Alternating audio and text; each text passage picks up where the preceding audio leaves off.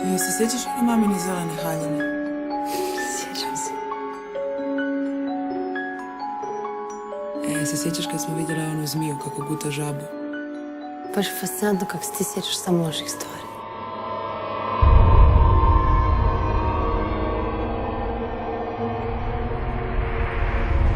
Čemu si ti točno došla pričati s njim? To ću samo postaviti neka pitanja.